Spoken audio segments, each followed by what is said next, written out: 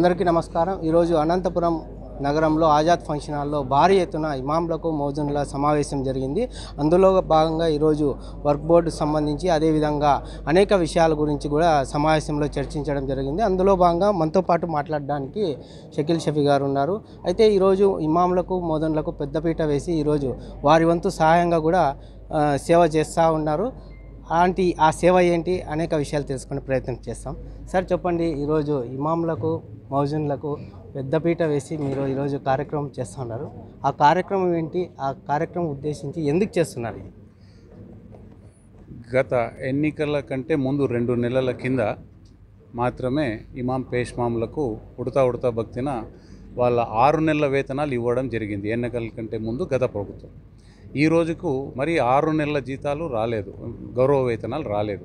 ఈ రకంగా సంవత్సరానికి 2 సార్లు ఇస్తే వాళ్ళు ఏ రకంగా గౌరవ వేతనాలు తీసుకొని వాళ్ళ కుటుంబాన్ని వాళ్ళ యొక్క సమస్యల్ని తీర్చుకోగలుగుతారు అనే ఒక ప్రధాన సమస్యగా ఈరోజు మనం ప్రభుత్వానికి దృష్టికి తీసుకెళ్లాలనుకున్నాం।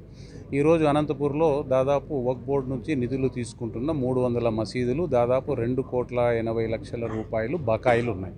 సో ఈ బకాయిలు ఇప్పుడున్న ప్రస్తుతం ప్రభుత్వం దగ్గర ఈ వరదలు వచ్చిన తర్వాత ఖజానా ఖాళీ అయిన విషయం తెలుసు। వరదలు వచ్చిన తర్వాత ఆర్థిక ఇబ్బందులు రాష్ట్రం ఎదుర్కొంటున్న విషయం అందరికీ తెలుసు। ఇటువంటి సమయంలో మనము కూడా మన తరపున మనం కూడా సహాయ సహకారాలు అందించాలనే ఉద్దేశంతో ఈరోజు దాదాపు 5 లక్షల రూపాయలు ఈ 300 మసీదులో ఈరోజు హాజరైన మసీదు ఇమాములకు తర్వాత మౌజన్లకు 5,000 చొప్పున ఒక్కొక్కరికి ఆర్థిక సాయం చేస్తున్నాం।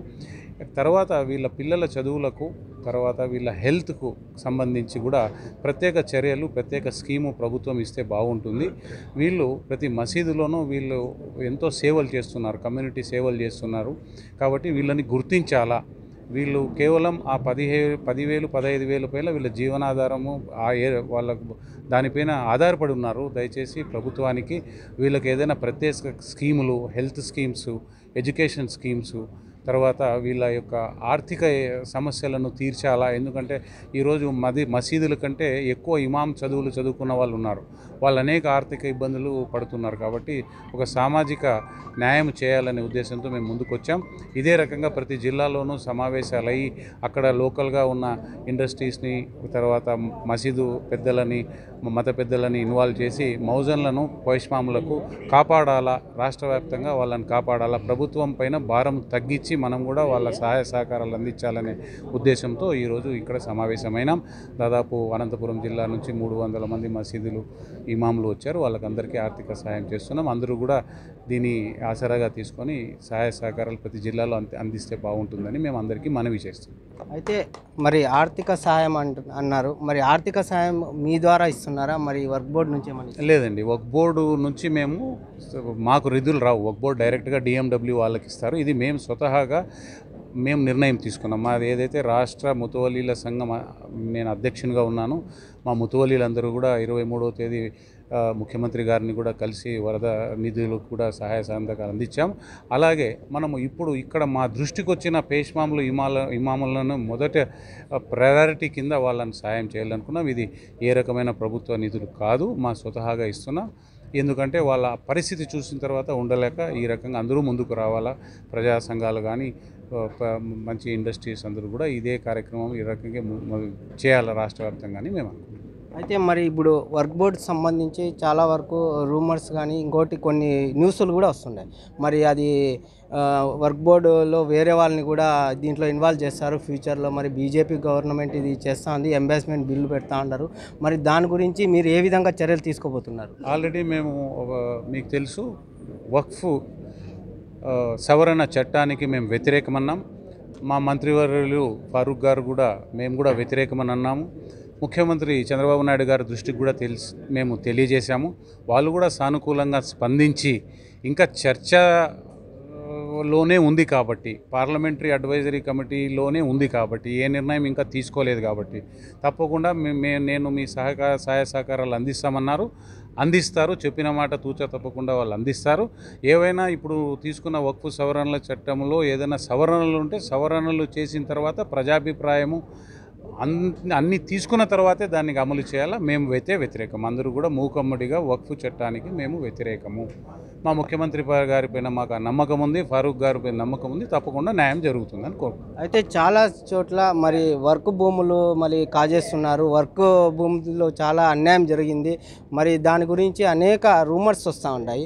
మరి దాన్ని ఏ విధంగా పరిరక్షించే బాధ్యత ఏ విధంగా మీరు తీసుకుని వెళ్తారు? మరి రాబోయే రోజుల్లో మౌజన్లకు, ఇమాంలకు, అదేవిధంగా వీరి సమస్యలపైన ఏ విధంగా పోరాటం చేసే పరిస్థితి ఉంటుందంటారు? ఈరోజు ఏదైతే ఓల్డేజ్ పింఛన్స్ ఇస్తున్నారో అదే పద్ధతిలో మాకు వీళ్ళకి రావాల్సిన గౌరవ వేతనాలు నెల నెల రావాలా. 6 నెలలకు ఒకసారి వస్తే వాళ్ళు చాలా ఇబ్బంది పడతారు. కాబట్టి నెల నెల వీళ్ళకు వచ్చే ప్రయత్నం చేస్తాం. వీళ్ళ పిల్లలకు మంచి భవిష్యత్తు కోసం ఎడ్యుకేషను అండ్ వాళ్ళకి హెల్త్ స్కీమ్స్ కూడా మేము ముఖ్యమంత్రి గారి దృష్టికి తీసుకెళ్ళి అది కూడా సమస్య పరిష్కరిస్తాం. ఈరోజు వక్ఫ్ ఆస్తులను కాపాడలేదు అనే బాధ మాకుంది. కానీ వీళ్ళంతా కూడా వక్ఫ్ భూములని ఏదైతే కబ్జా చేశారో వాళ్ళంతా ల్యాండ్ గ్రాబర్స్లో అన్ని రాజకీయ నాయకులు ఉన్నారు.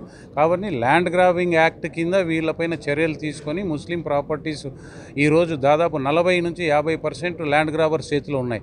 మిగిలినది ఈరోజు ఏదో సెంట్రల్ గవర్నమెంట్ మా వక్ఫ్ బోర్డు భూములు తీసుకుంటారు, వేరే కమ్యూనిటీ వాళ్ళని మా వక్ఫ్ బోర్డులో మెంబర్లుగా వేస్తారనేది అది తరువాయి. ముందు ఇప్పుడు 50-60 ఏళ్ళ నుంచి వక్ఫ్ ల్యాండ్స్ అన్నీ కూడా ల్యాండ్ గ్రాబర్ చేతిలో ఉన్నది.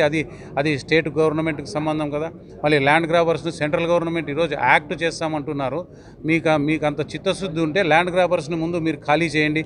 దాని తర్వాత అది మసీదులకు చెందుతుందా, సెంట్రల్ వక్ఫ్ బోర్డుకు చెందుతుందా, స్టేట్ వక్ఫ్ బోర్డుకు చెందుతుందా, స్టేట్ గవర్నమెంట్కి చెందుతుందా అనేది తర్వాత ఆలోచిస్తాం. ఫస్ట్ మీరు ల్యాండ్ గ్రాబర్స్ని ముందు బయట తీయండి. దాని తర్వాత మా వక్ఫ్ భూములు సెంట్రల్ గవర్నమెంట్ తీసుకుంటుందా, స్టేట్ గవర్నమెంట్ తీసుకుంటుందా, లేకపోతే ఇంకొక విదేశాల కంపెనీలకు ఇస్తారా అనేది తరువాయి. ముందు మీరు ల్యాండ్ గ్రాబర్లను మీరు ముందు ఖాళీ చేయించండి అని మేము ఈరోజు సెంట్రల్ గవర్నమెంట్ని అడుగుతున్నాం. చట్టాలు చేసే పార్లమెంట్లో పాస్ చేసే ప్రతి ఎంపీలను కూడా మేము మా డిమాండ్. చూశారు కదండి, ఈరోజు వర్క్ బోర్డు సంబంధించి అదేవిధంగా మౌజన్లు, ఇమాముల గురించి ఈరోజు వారి సమస్యల గురించి ఖచ్చితంగా ముందుకు వెళ్తాం, తీరుస్తామని కూడా ఈరోజు వారికి భరోసాగా ఉండి ఈరోజు అదేవిధంగా వారికి ఆర్థిక సాయం కూడా ఈరోజు 5 లక్షల రూపాయలు వాళ్ళకి వాళ్ళ నిధులతో ఇవ్వడం అనేది చాలా గర్వనీయ విషయము. చూస్తూనే ఉండండి D3 న్యూస్ అనంతపురం.